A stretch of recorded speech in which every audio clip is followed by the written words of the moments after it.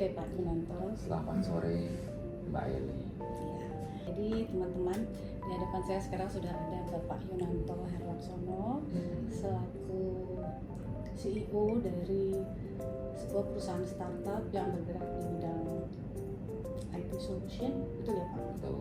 Lalu beliau juga menjabat sebagai ketua dari Yayasan Putra Putriku, di mana yayasan ini bergerak membawahi atau menaungi sekolah dasar Islam tunas mandiri yang ada di Jalan Durian, Jagakarsa. Betul sekali. Terima kasih ya Pak sebelumnya waktunya. Sama-sama. Saya tahu pasti jadwal Bapak padat sekali, tapi masih mau menerima interview seperti ini. Ya, karena memang saya jarang di interview. Terima kasih Pak. Sebenarnya ini adalah pertanyaan tentang implementasi dari nilai-nilai Pancasila di dalam kehidupan sehari-hari, karena Bapak bergerak di bidang di perusahaan yang pasti banyak karyawannya, juga sekaligus sebagai ketua yayasan, pasti bertemu dengan orang tua murid, guru,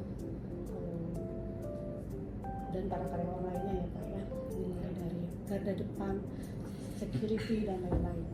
Nah, pasti banyak sekali berinteraksi dengan orang dari berbagai kalangan. Nah, saya ingin tahu gimana sih mengaplikasikan nilai-nilai Pancasila itu di dalam kehidupan Bapak yang bertemu dengan beraneka ragam orang. Ya. Oke, jadi sebenarnya Pancasila itu kan dasar negara Indonesia yang memang dirumuskan oleh founding fathers kita saat itu, gitu. Dan memang apa yang tercantum di Pancasila itu merupakan rumusan dan juga intisari dari bagaimana cara kita berperilaku dalam kehidupan sehari-hari, bermasyarakat dan bernegara.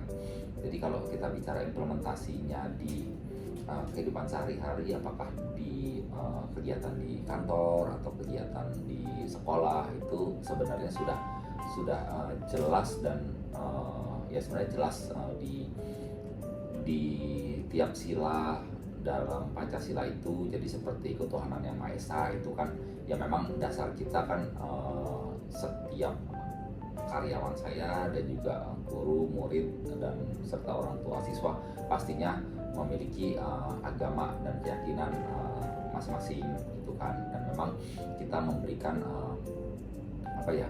toleransi dari sisi kehidupan beragama gitu. Dan juga kalau dari sisi sila kedua, kemanusiaan yang adil dan beradab, ya pastinya itu juga sesuai dengan nilai-nilai agama, nilai-nilai dan norma yang berlaku di masyarakat. Bagaimana kita harus memperlakukan rekan kerja kita, bagaimana kita harus berinteraksi dengan atasan atau bawahan, saling menghargai, itu sudah dilakukan sih.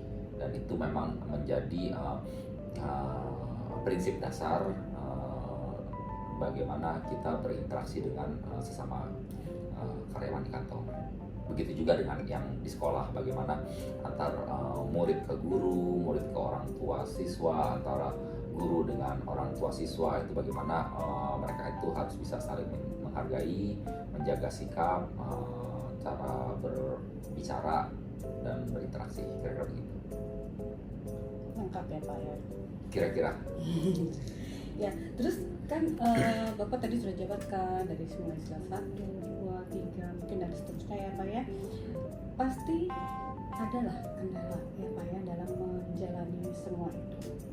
Itu nggak segampang teorinya lah. Pada prakteknya pasti akan adalah kendala-kendala kecil maupun besar. Kira-kira bagaimana Bapak menyikapi hal tersebut? Contoh kan kalau di lingkungan sekolah itu kan ada leveling umur ya Pak ya, dari yang anak-anak, yang sudah dewasa, bahkan yang sudah lebih senior dari kita usianya, mungkin ada. Itu gimana Pak? Ya kendala itu pasti ada kan, namanya hidup kan nggak mungkin jalan mulus setiap saat gitu kan. Pasti ada riak-riak kecil gitu, perbedaan pendapat itu sesuatu yang sangat-sangat wajar. Kalau di karyawan itu ya kadang-kadang terjadi.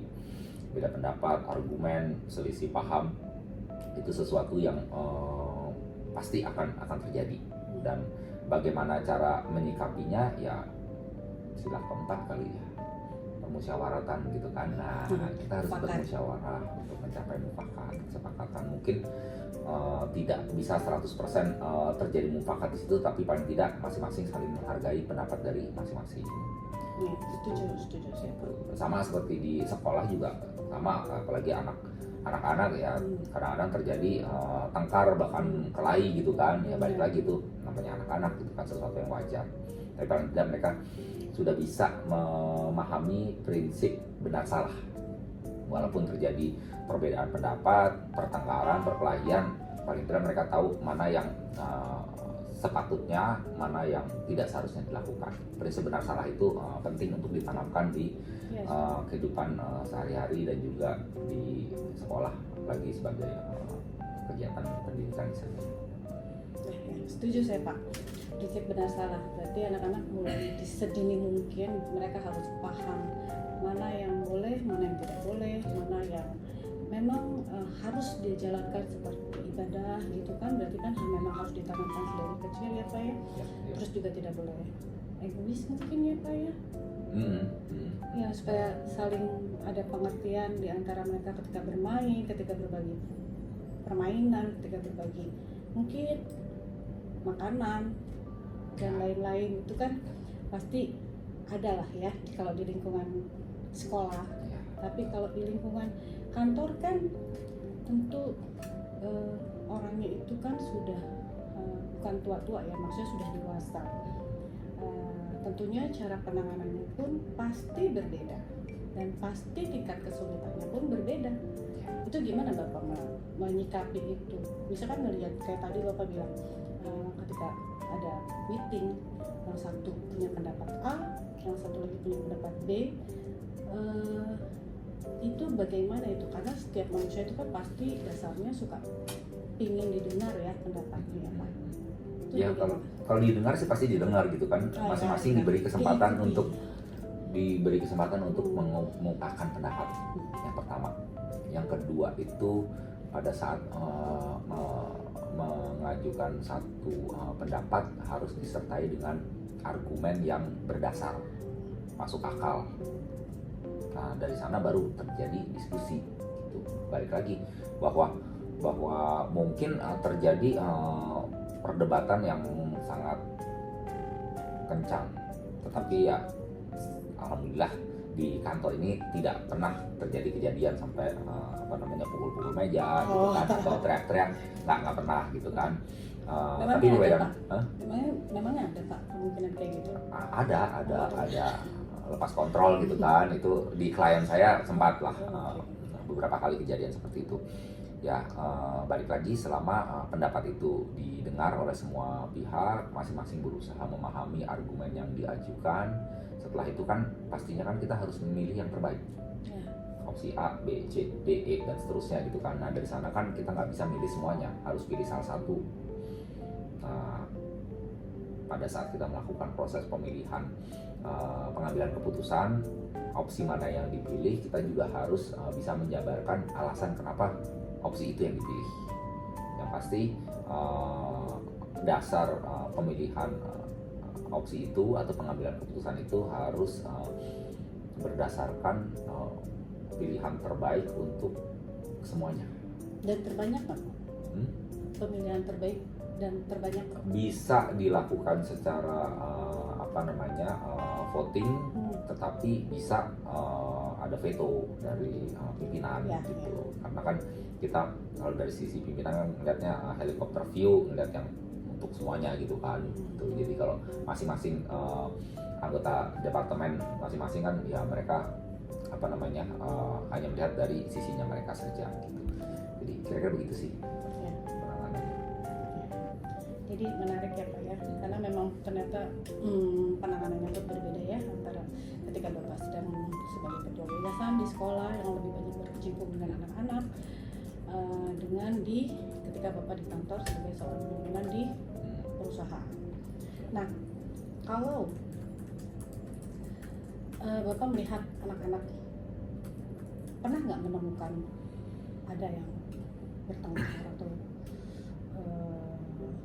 kalau anak-anak mungkin apa ya Pak ya, berantemnya saya nggak tahu deh apakah sampai pukul-pukul atau bagaimana. Terus gimana sih Pak cara melerainya? Saya pengen tahu. Karena Kebetulan ini kan itu menarik ya, soalnya anak-anak kalau Iya. kan lucu gitu kalau berantem.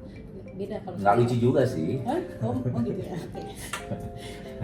Ya kebetulan kan ini kan masih sekolah dasar ya, jadi ya pertengkaran ada, berantem ada, tapi kalau sampai pukul-pukulan saya belum pernah dengar. Terus terang untuk kegiatan operasional sehari-hari itu yang menangani kan guru dan kepala sekolah dan pimpinan sekolah gitu. Jadi saya tidak tidak terlibat secara aktif untuk kegiatan sehari-hari. Cuman saya paling dengar laporan atau cerita saja gitu. Jadi tapi menyaksikan langsung sih tidak.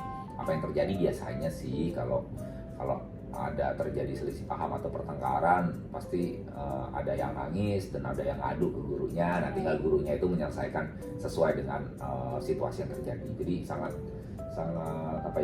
dinamis situasinya, pemecahan masalahnya juga berbeda-beda gitu, dan ya itu pihak guru dan pimpinan sekolah yang lebih paham sih. Dan tentunya pasti tidak berat sebelah ya Pak ya. Oh iya, harus adil pasti dong. adil gitu ya. Harus Siapapun yang apakah ini dari kalangan yang ada atau tidak gitu kan. Biasanya harus berakhir dengan saling meminta maaf dan saling memberi maaf, biasanya begitu. Ya, tepat sekali. Ya, anak-anak memang harus belajar untuk meminta maaf Pak, supaya tidak susah ya di kemudian harinya ketika mereka sudah dewasa. Oke, terakhir nih Pak ya, terakhir Bapak boleh dong tolong beri sedikit apa ya, saran atau pesan bagi yang menyaksikan video ini untuk selalu tetap semangat berbuat baik sesuai dengan nilai-nilai yang sudah ada di dalam Pancasila maupun butir-butirnya. Gimana sih Pak kalau dari Pak Yunanto? Pesan-pesan berkaitan supaya kita tuh tetap berbuat baik, terutama yang menonton video ini, supaya tetap semangat untuk berbuat baik gitu Pak. Oke, jadi sebenarnya berbuat baik itu merupakan kewajiban dan kebutuhan. Kenapa saya bicara kewajiban dan kebutuhan? Ya kewajiban yaitu secara agama juga mengakibatkan kita harus diwajibkan untuk berbuat baik sesuai dengan perintah agama. Kebutuhan itu ya seperti yang tadi saya bilang, prinsip benar salah itu. Pada saat kita berbuat yang tidak patut, berbuat yang salah, pasti kan ada rasa bersalah, rasa berdosa. Nah itu kan sebenarnya akan membuat pikiran kita terganggu, fisik kita mungkin juga terpengaruh karena perasaan bersalah itu. Jadi ya saya harus sampaikan bahwa berbuat baik itu merupakan kebutuhan. Nah karena itu kebutuhan, ya itu adalah sesuatu yang harus kita lakukan setiap saat. Kita harus bisa memberikan manfaat bagi sesama, bisa menyebarkan kebaikan bagi sesama. Kira-kira begitu. Asik. Baik, saya suka sekali kalimat terakhir itu. Jadi berbuat baik itu merupakan suatu kebutuhan di mana itu juga agama kita ajarkan ya Pak ya, sebagai seorang muslim gitu ya Pak ya, supaya selalu berbuat baik, tidak pernah ada ruginya kalau kita berbuat baik. Mungkin kita akan memetik hasilnya tidak sekarang, mungkin di sekian waktu kemudian kita tidak pernah tahu, tapi tidak akan pernah ada ruginya jika kita berbuat baik terhadap sesama. Menebar begitu banyak kebaikan, kita akan menuai begitu banyak kebaikan juga. Ya. Terima kasih Pak Yunanto. Sama-sama. Terima kasih juga saya dikasih kesempatan buat interview.